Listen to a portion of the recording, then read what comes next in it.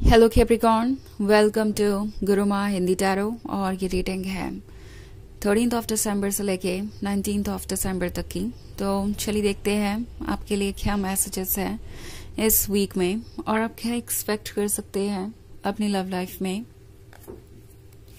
Messages for Capricorn.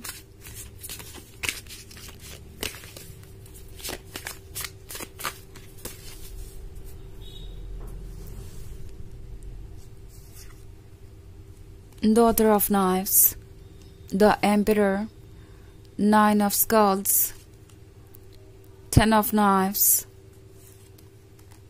and Seven of Scepters. Okay. So, Nine of Skulls के साथ लगता है जैसे कि आप जिस भी चीज का इंतजार कर रहे थे वो चीज फाइनली होने वाली है। ओके क्योंकि द एम्पायर का कार्ड है। सो आप किसी ऐसे पर्सन के साथ रिलेशनशिप में हो सकते हैं जो बहुत ज़्यादा ईगोसेंट्रिक हो चुका है और उनके लिए सिर्फ और सिर्फ उनके ओपिनियंस ही मैटर करते हैं, उनके आइडियाज़ ही मैटर करते हैं और जो आपके पेन को देख नहीं पा रहा, ना ही आपके एफर्ट्स को देख पा रहा है, ना ही उन चीज़ों को अप्रिशिएट कर पा रहा है जो आप चाहते हैं। बट टैरो आपसे कह रहा है कि 10 ऑफ नाइफ्स के साथ इन्होंने जितना हर्ट आपको किया है, क्या आप इससे ज्यादा हर्ट हो सकते हैं?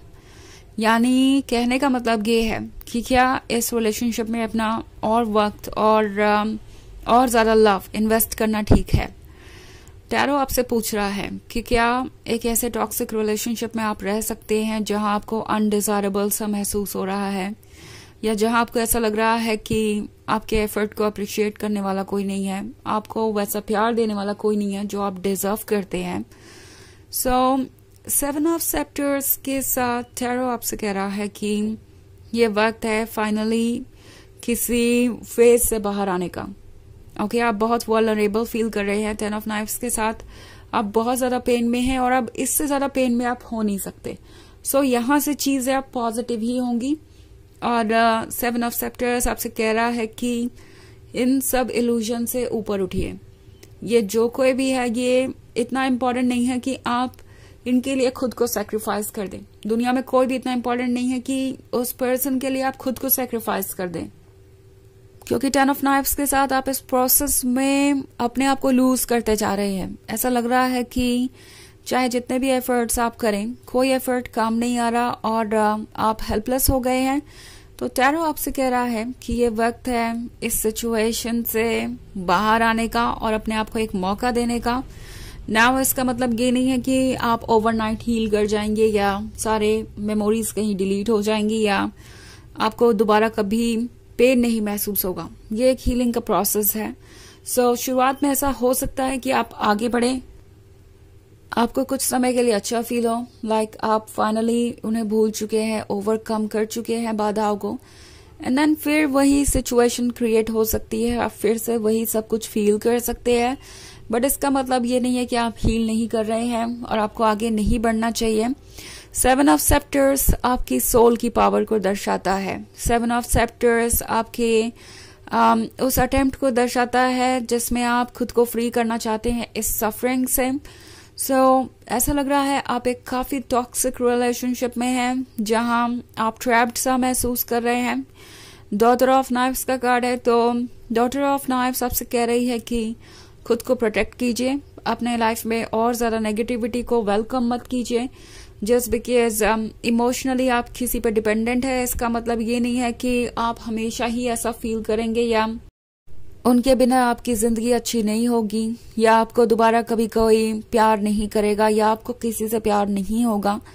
ये सारी चीजें मैटर नहीं करती, क्योंकि आप जो अभी सोच रहे हैं वो बाद में नहीं सोच रहे होंगे। एंड मोस्ट इम्पॉर्टेंटली अगर ये सब कुछ सच भी हो तो क्या इस रिलेशनशिप में आप जितना हर्ट हो रहे हैं ये रिलेशनशिप रहने लायक है, ये सवाल है। क्योंकि ये पर्सन धीरे धीरे करके आपसे वो सारे सेक्रीफाइसेस और कॉम्प्रोमाइजेस करवाता जाएगा जो आपको और ज्यादा वीक और वल्नरेबल बना रहे हैं। तो इस सिचुएशन से अपने आप को दूर रखना जरूरी है। ये बात टैरो आपसे कह रहा है। ओके हालांकि ये एक जनरल रीडिंग है तो ये सबसे रेजोनेट नहीं करेगी, एनर्जी रिवर्स हो सकती है अगर आप क्रॉस वॉचर हैं। इसके अलावा अगर आप पिछले वीक की रीडिंग देखना चाहें तो उसका लिंक आपको डिस्क्रिप्शन बॉक्स में मिल जाएगा हमेशा की तरह। तो चलिए आगे बढ़ते हैं और देखते हैं और क्या मैसेजेस हैं आपके लिए।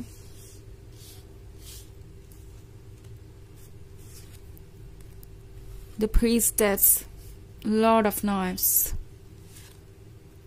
द मून,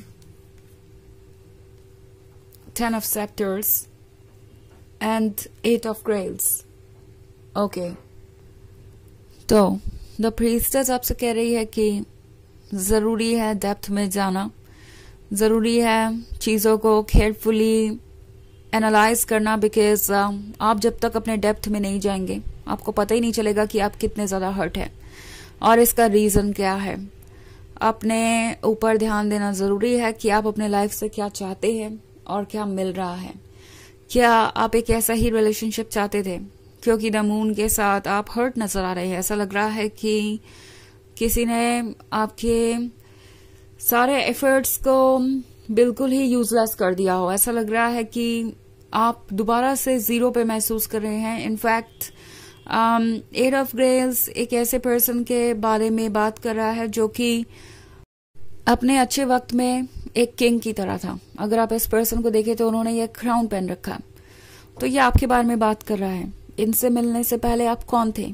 जब आपका पॉजिटिव वक्त चल रहा था तो आपको लोग कैसे देखते थे, किस तरीके से आप फील करते थे अपने बारे में, वो सब याद करना जरूरी है। आप तभी आपको पता चलेगा कि आप कहाँ से कहाँ आ गए हैं और कितने चेंजेस आ गए आपके अंदर।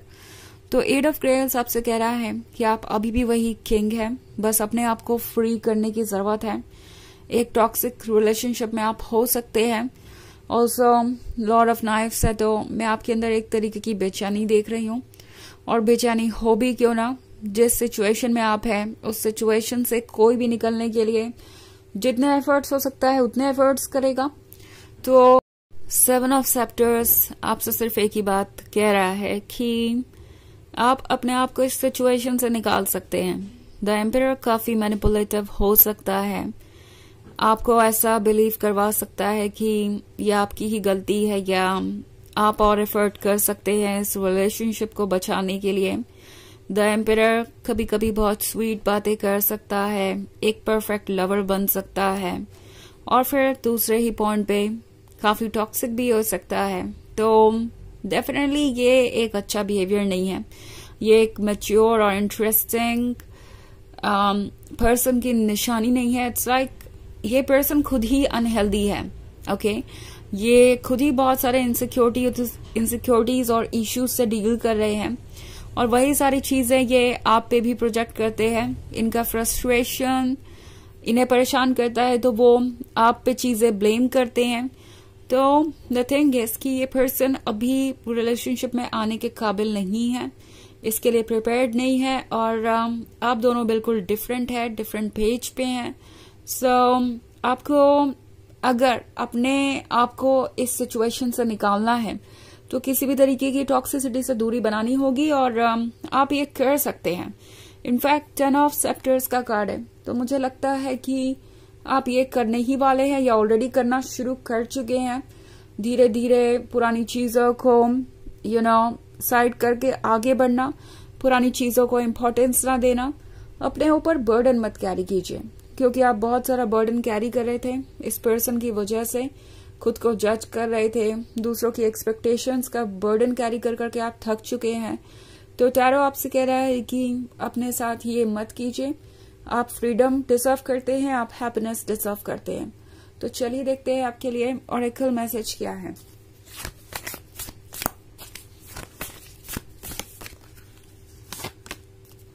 रिवर वुमन, तो आप हैं ये रिवर वुमन जिसके पास बहुत सारा लव है, जिसके पास वो सब कुछ है ऑफर करने को जो उसे चाहिए। ओके, एंड इस वक्त अपना लव आपको किसी और को ऑफर नहीं करना है। आपका लव सिर्फ आपके लिए होना चाहिए और आपको खुद को ही ऑफर करना है। ये बात ध्यान में रखिए।